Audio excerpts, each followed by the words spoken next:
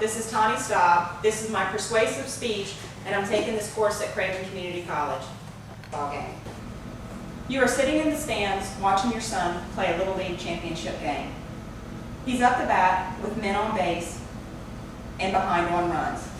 He's not the best player on the field, but he always does his best. And he hits the ball hard, all the way into the outfield. He's not the fastest runner either, but he's running with all he's got. And as he rounds second, the center fielder tracks down the ball and throws it in. But it's a wild throw that misses the cutoff, and the coach waves him home. So he runs harder, and as he slides into home, the catcher catches the ball, and he's safe. And in the park, home run. And when he gets up and dusts himself off, he doesn't go into the dugout to get congratulations from his teammates or a pat on the back from his coach. He runs up into the stands and gives you a hug.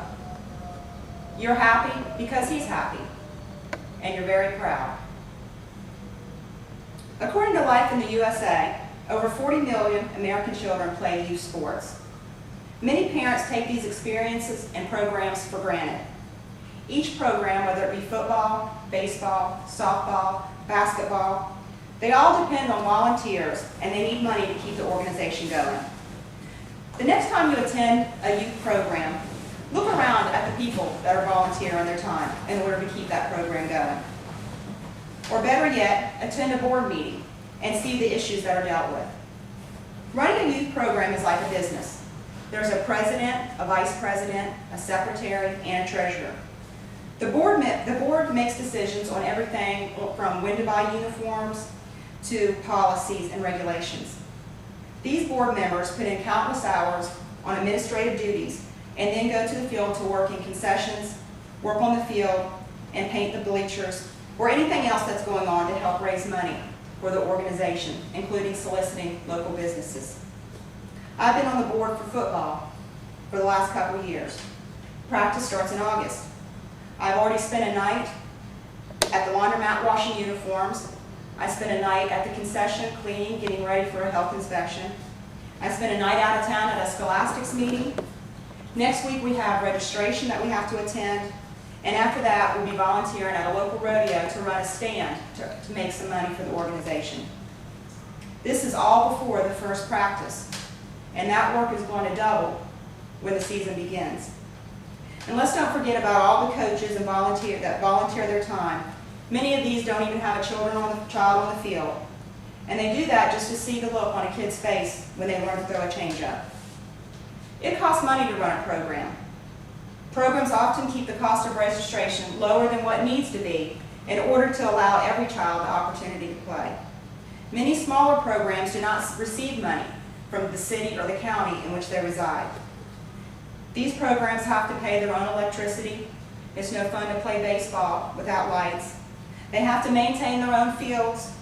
It's easier to run the ball in football when there's lines on the field. Kids certainly have to use the bathroom, so supplies are going to be needed for that. Scoreboards get old, and they need replaced. And one of the biggest expenses is referees, and then they have conference dues. Through my research, I've learned that it costs between $175 and $500 to outfit a youth football player. Registration is never enough to cover these costs. So the league depends on profits from concession, from sponsors, and from fundraising.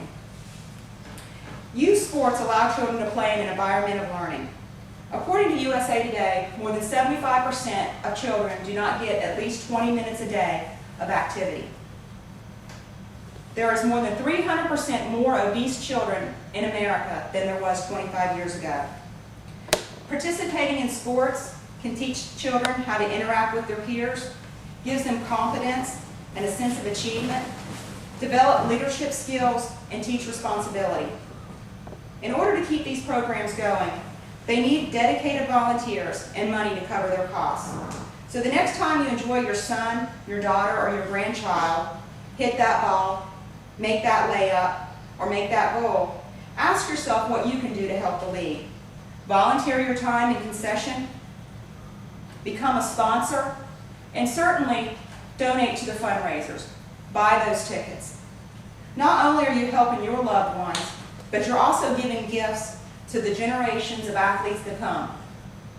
My greatest memory is not my son getting the hit or scoring the run, but the excitement he had and the affection he showed. If the opportunity to play had not been there, I wouldn't have that moment. Thank you.